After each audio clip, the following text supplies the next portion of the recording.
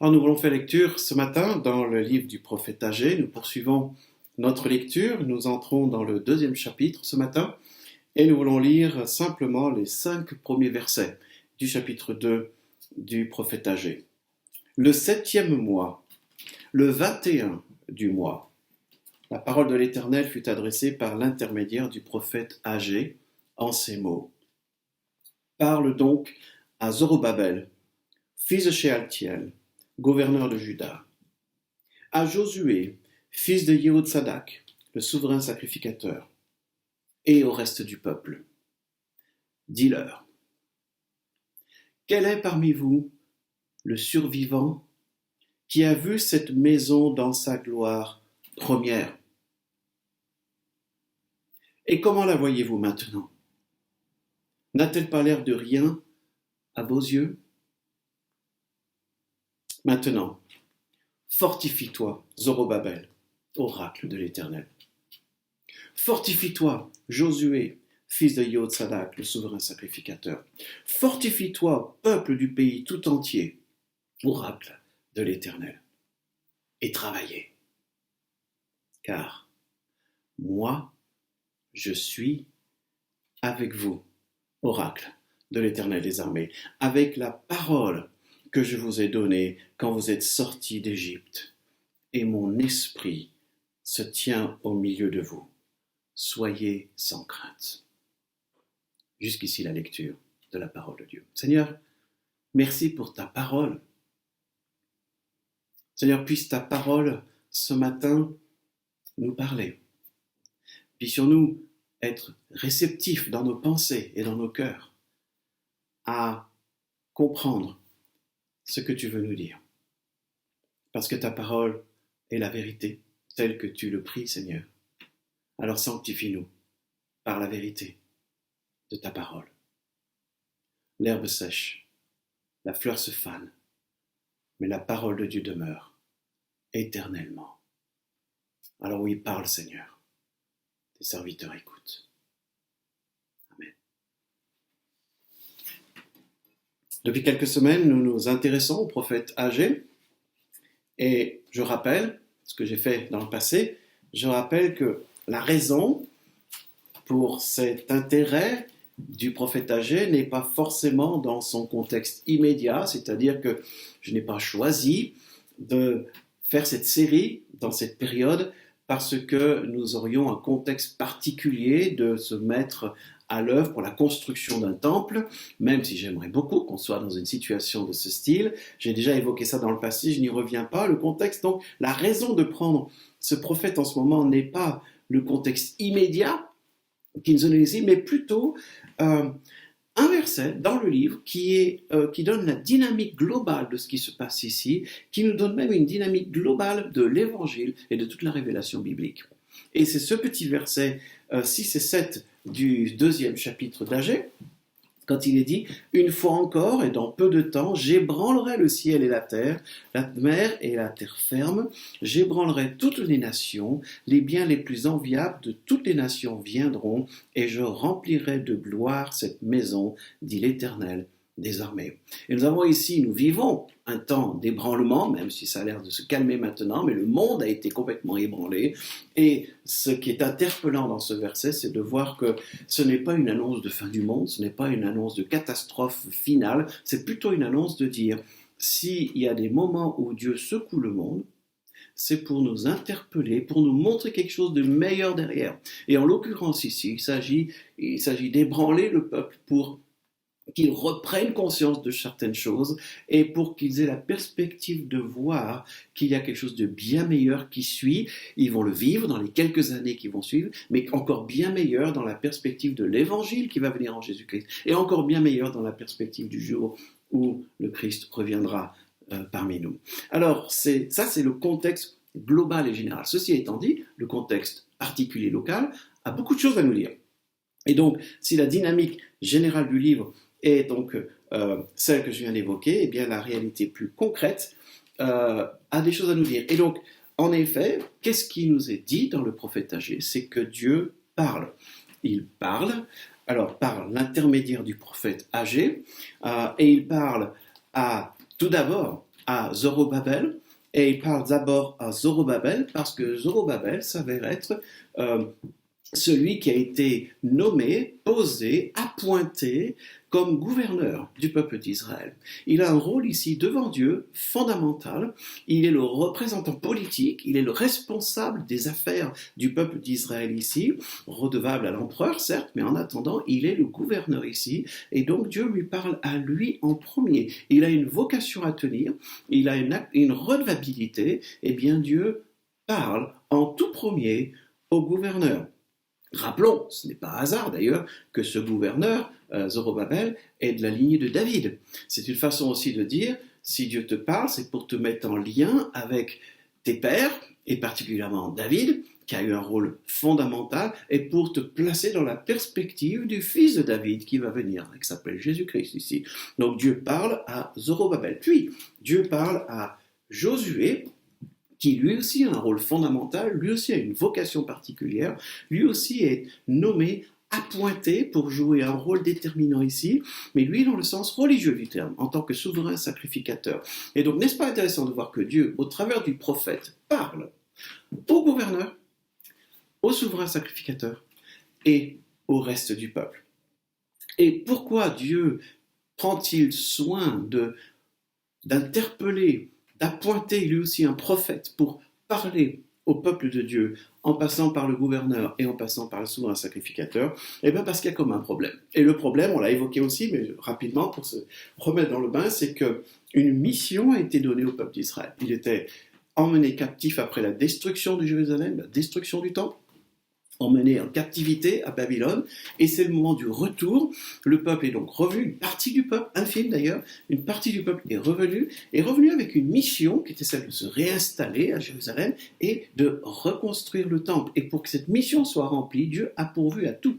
Il a tout d'abord pourvu à ce que Darius, le roi de Perse, était favorable, mais il a donné tous les moyens nécessaires pour que le temple soit reconstruit. Les moyens en matériaux, en argent, en talents, tout était fait pour que ça se passe, et donc le peuple revient, les travaux commencent, l'autel est construit, les sacrifices reprennent, mais il n'y a toujours pas de temple.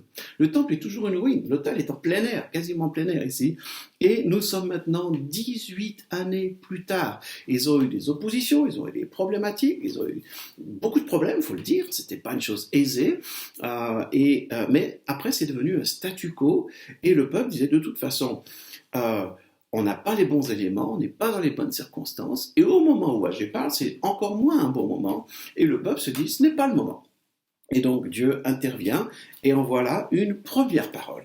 Une première parole où Dieu dit, vous dites que ce n'est pas le moment, mais moi, Dieu, je vous dis, est-ce le temps pour vous d'habiter vos demeures lambrissées quand cette maison est en ruine? Façon de dire, si vous dites que ce n'est pas le moment, moi, Dieu, je vous dis, c'est le moment. Donc, réfléchissez à votre conduite et montez sur la montagne, apportez du bois et bâtissez la maison. J'y prendrai plaisir et je la glorifierai. Il y a une parole d'encouragement extraordinaire ici pour dire le Seigneur vient, il secoue en disant pensez à la situation et je vous attends sur cette montagne. Je vous attends et je ne veux faire qu'une chose, c'est de vivre un temps de communion et de bénédiction pour voir les choses se passer. Cette première parole est suivie d'une deuxième parole. Cette deuxième parole, 3 semaines plus tard, nous constatons que Zorobabel, gouverneur, Josué, souverain sacrificateur, et le reste du peuple, a écouté Dieu. Ce qui n'est pas banal, il faut le relever quand même dans la vie des prophètes, parce que beaucoup de prophètes n'ont pas été entendus. Ici, le peuple écoute Dieu. Et l'autre façon de le traduire, ce qui est dans la traduction que nous avons utilisée la plus souvent, ils obéirent, c'est le même verbe, c'est-à-dire quand on écoute d'une façon suffisamment attentive, on fait ce qui nous est demandé de faire, ça fait partie de la logique de l'écoute. On voit que le peuple obéira à la voix de l'Éternel, le peuple fut saisi de crainte devant l'Éternel, Dieu leur dit « Je suis avec vous », ce qui n'est pas négligeable, et il va le redire dans le chapitre qu'on a lu aujourd'hui.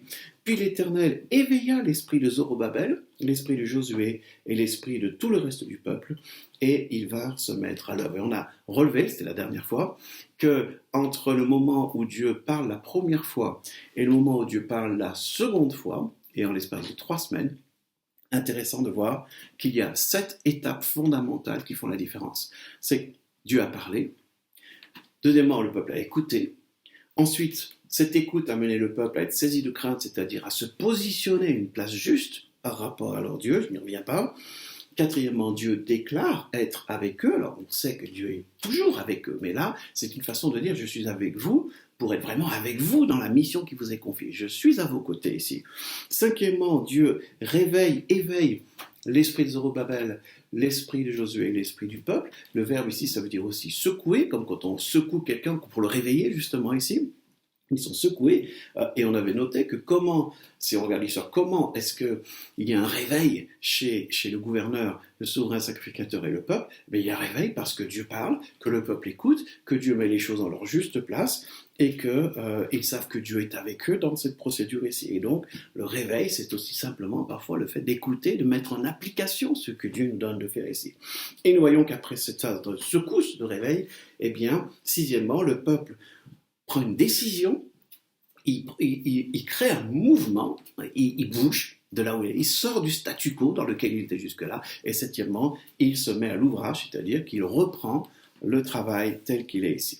Et donc arrive cette troisième parole, c'est le texte qu'on a aujourd'hui ici, cette troisième parole qu'il nous a donnée. Alors cette troisième parole m'interpelle en particulier pour nous ce matin, parce qu'en fait, vous allez le voir à la fin de notre méditation ce matin, particulièrement, on va le relever en cours de route aussi, que cette parole, eh bien, elle a quelque chose à nous dire en un jour comme aujourd'hui, le jour de Pentecôte. Alors, ce n'est pas dans le calendrier du tout la date, puisque les événements ont lieu plutôt à l'automne.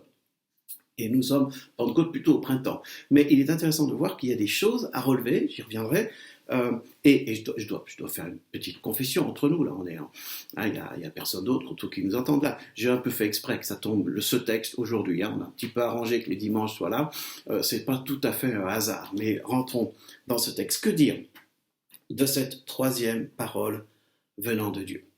Comme on l'a évoqué, ça y est, les travaux sont en cours, les choses sont passées, et il s'est passé 1 mois depuis la dernière parole de Dieu. Et cette parole est là, c'est la troisième parole, elle est là pour donner de la perspective dans cette œuvre dans laquelle ils sont. Ils y sont, mais là on sent que cette parole de Dieu, cette troisième parole de Dieu, leur donne de donner une perspective qui rappelle un petit peu, mais au fait, cette œuvre, elle vient d'où? D'où viennent les choses? Quelle est l'histoire derrière tout ça? Quel est le passé? Et puis en fait, où allons-nous? Et c'est assez fondamental quand on est dans une œuvre de se dire, mais au fait, elle vient d'où et elle va où? Et entre les deux, eh bien de faire un état des lieux, une évaluation de la situation présente. Puis cette parole va être là pour encourager à persévérer. Et je retrouve ici un des sujets qui m'est cher, pour ceux qui me connaissent, vous savez que j'en parle assez régulièrement, on retrouve ici tout à fait le discours des principes de revitalisation, de remise en route, de rallumer une flamme qui s'est éteinte, de faire repartir les choses. On retrouve tout à fait cela, avec toujours cet appel à se souvenir d'où nous venons, de façon à, et en se souvenant d'où on vient, de se dire, mais en fait, où est-ce qu'on va? Et pour répondre à où est-ce qu'on va, de dire, mais où est-ce qu'on en est? Et en quoi on peut entreprendre les actions pour reprendre le cours des choses avec une certaine vitalité. Alors, dans cette troisième parole, eh bien, il y a d'abord le temps des questions. Nous voyons que Dieu questionne, et la question, verset 3, « Quel est parmi vous le survivant qui a vu cette maison dans sa gloire première?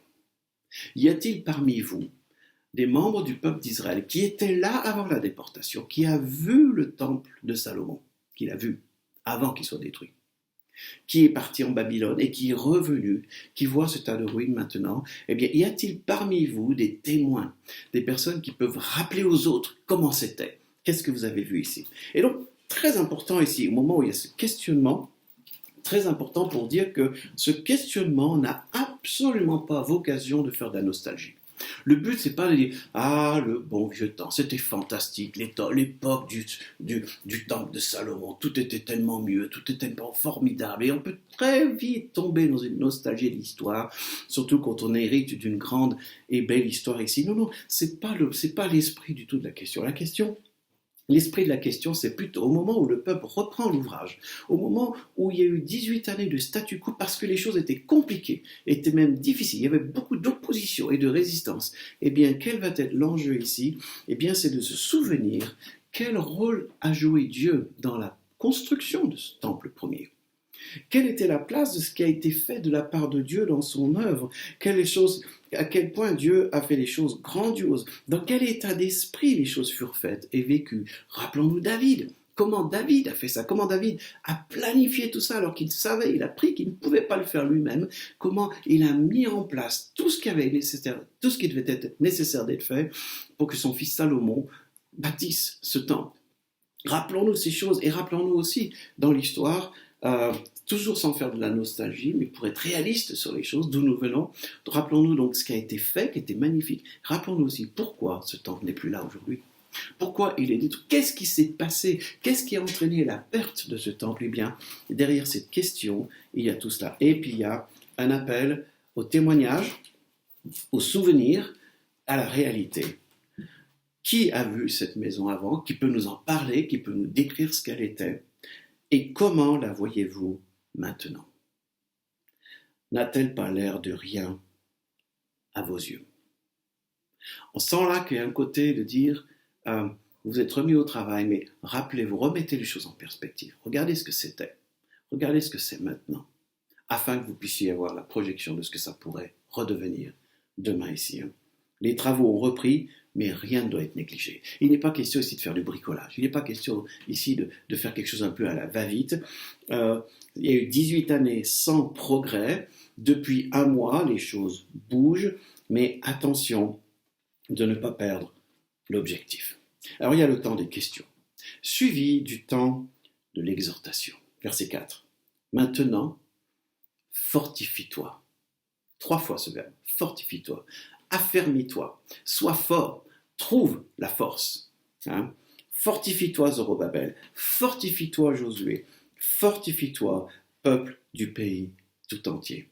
Intéressant, cette exhortation de dire, voilà, maintenant que vous avez cette perspective, vous êtes à l'œuvre, c'est pas le moment de lâcher prise, c'est pas le moment de baisser les bras, c'est pas le moment de vous décourager. Non, fortifiez-vous, soyez forts en tout cela et travaillez. Alors, petite remarque, intéressant. Remarque qui va nous mener à réfléchir sur un slogan que l'on connaît bien. Quand il est dit à chacun, on relève encore une fois, il est question de parler à Zorobabel. À Zorobabel, en tant que gouverneur, fortifie-toi. À Josué, en tant que souverain sacrificateur, fortifie-toi. Au peuple, fortifie-toi. Il est intéressant de voir que c'est dit à chacun, sois fort, sois affermi là où tu es. Et à tous, travaillez. Sois fort, travaillez. C'est-à-dire que ce n'est pas du tout un slogan que l'on entend d'habitude. Il n'est pas ici question de l'union fait la force. La force n'est pas dans l'union. C'est très intéressant à relever. La force ici n'est pas dans l'union.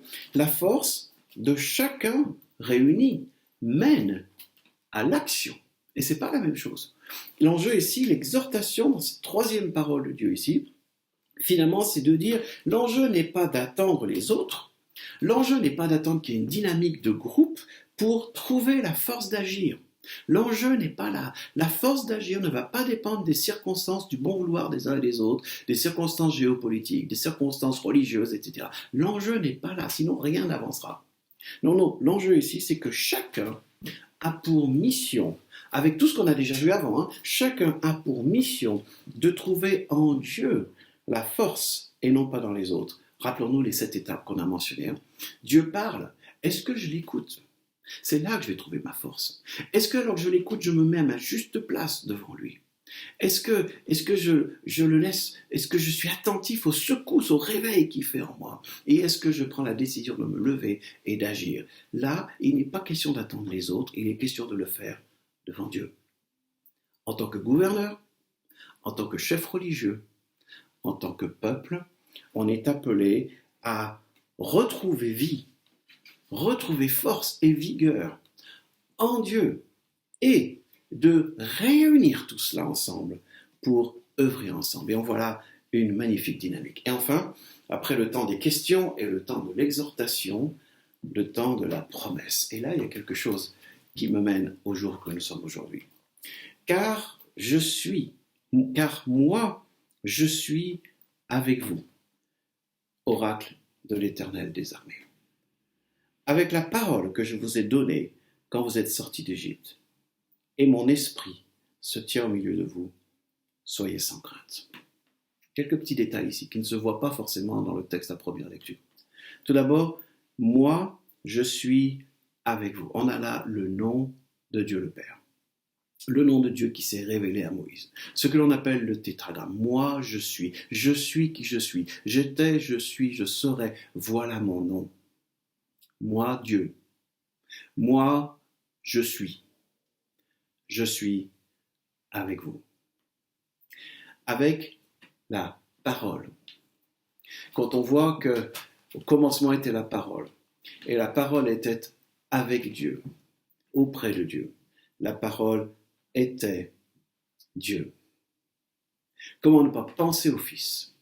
D'autant plus que le texte qui est donné ici, littéralement, lorsqu'il dit « avec la parole que je vous ai donnée », littéralement, nous devrions lire « avec la parole que j'ai coupée avec vous ». Et ça doit évoquer quelque chose pour certains d'entre vous, parce que ce n'est pas la première fois qu'on en parle, on est dans un langage très particulier qui est celui de l'alliance. Une alliance se coupe par le milieu. Eh bien, je suis avec vous, avec mon Fils Jésus-Christ, qui est coupé par le milieu pour manifester sa présence au milieu de vous. Alors, le peuple de l'Ancien Testament n'avait pas conscience de ces choses-là, mais nous, aujourd'hui, on a la perspective pour voir toutes ces choses ici. On est dans un vocabulaire de l'Alliance, et comme par hasard, lorsqu'il dit, quand vous êtes, avec la parole que je donnais, quand vous êtes sortis du pays d'Égypte, il y a là cette référence ultime de l'Exode. On est en plein dans cette période de l'Alliance, de l'établissement de l'Alliance, du Dieu qui est avec son peuple. Et c'est pas terminé. Et avec mon esprit se tient au milieu de vous. Le vocabulaire qui est employé ici, c'est le vocabulaire qui a été donné pour la nuée qui était présente au milieu du peuple, au milieu du tabernacle. Cette nuée, manifestation de l'Esprit Saint, qui était présent au milieu du peuple d'Israël dans son cheminement de l'Exode ici. Il y a donc là le temps de la promesse. Au moment où on en est, ce n'est pas le commencement, ce n'est pas la fin, on est au milieu de ces démarches, les travaux ont commencé, mais il y a encore du chemin à faire. Eh bien, Dieu est en train de dire, je suis avec vous, Père, Fils, Esprit. Je suis avec vous, avec une forte référence à l'Exode. Et on pourrait se dire, mais pourquoi cette référence à l'Exode alors qu'on est loin derrière? On est loin de toute la période des juges et la période des rois, on est même après la déportation, on est maintenant dans la période de la reconstruction, on s'approche de la période du Nouveau Testament. Pourquoi cette référence à l'Exode? Eh bien, on pourrait se dire, tout d'abord parce que l'Exode est la référence ultime. C'est vraiment la référence du peuple d'Israël. D'ailleurs, n'est-ce pas intéressant de savoir que le calendrier de l'époque commençait avec l'Exode. Ce n'était pas un 1er janvier, ici c'était à la période de la Pâque où le calendrier commençait. Le calendrier s'est établi en fonction de l'Exode. Toutes les références vont ici. Et on pourrait se poser la question, mais que signifie cette référence? Puisque, rappelons, la référence ici, c'est de dire Dieu manifeste sa présence. Je suis avec vous. Que veut dire « je suis avec vous » dans la période de l'Exode? Sinon de se rappeler que le peuple était dans l'incapacité, dans l'impossibilité de s'émanciper, de se libérer. Le peuple était pris en esclavage. Le peuple ne pouvait rien faire de lui-même. Et Dieu vient le chercher.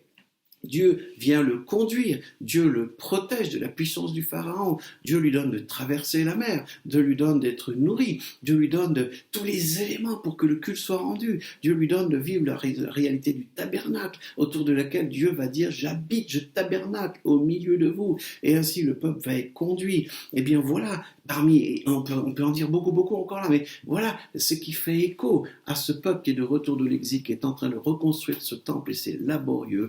Dieu qui dit, souvenez-vous, le Dieu qui était là présent dans les événements de l'Exode, dans ces périodes absolument époustouflantes et extraordinaires, moi, Dieu, et le Fils, et l'Esprit, je suis avec vous. Je suis là.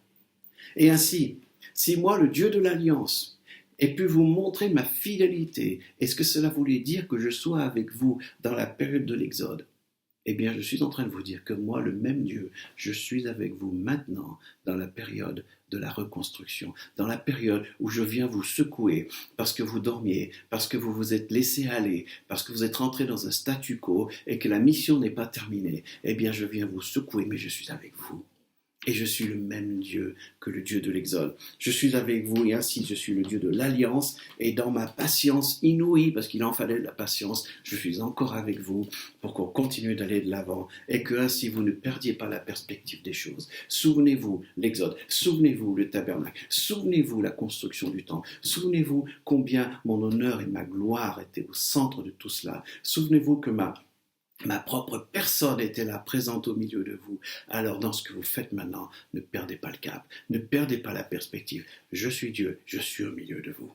Il va se passer des grandes choses au milieu de vous. Prenez-en compte, prenez-en acte, que vous réalisiez que moi le Père, moi le Fils, moi le Saint-Esprit, je suis au milieu de vous. Je suis là, présent avec vous.